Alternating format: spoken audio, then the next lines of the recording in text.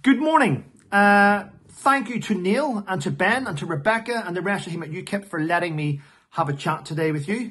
I know we're all, we've all got the same mindset. We all want to see our country better. We are not happy with the current state of affairs. And many of us, including myself, are not happy with our armed forces. And there's a reason for that.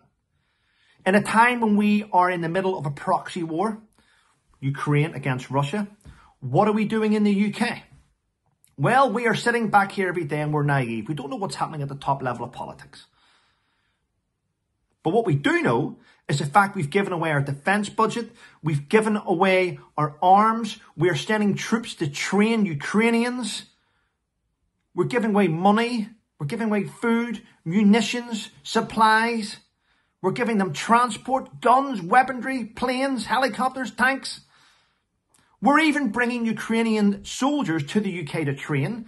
We're even bringing injured Ukrainian soldiers to the UK to use our hospitals and facilities. And we're bringing their families to live in empty married quarters or empty military establishments. At the same time, I've been writing to and fro different MPs trying to find out why we can't use the same disused military camps to house our homeless veterans. The letter I got back from my own MP, Trevor Coult, stated that it would not be in the public interest. It would not be in the public interest or the taxpayers' interest to house homeless UK veterans in disused military camps.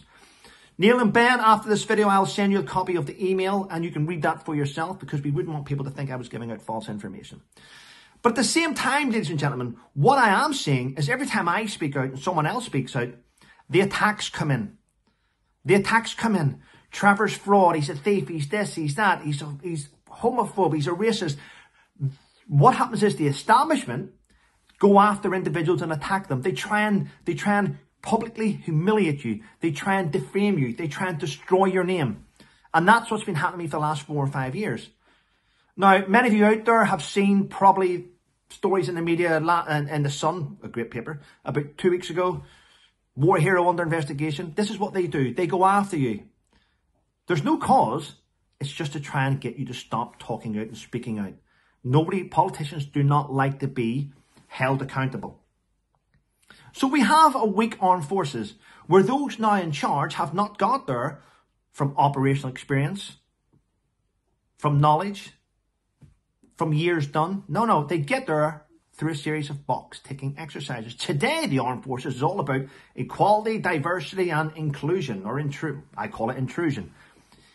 We see an armed forces falling apart. We see guys on the ground with the wrong equipment.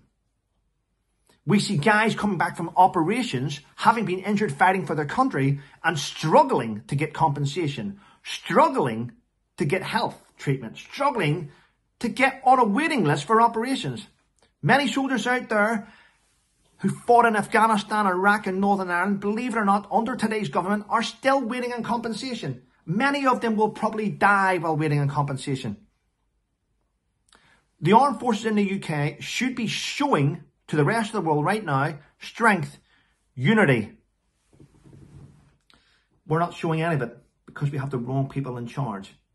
We need to have people in charge of our country that care about our veterans, care about the public, and care about our country's security.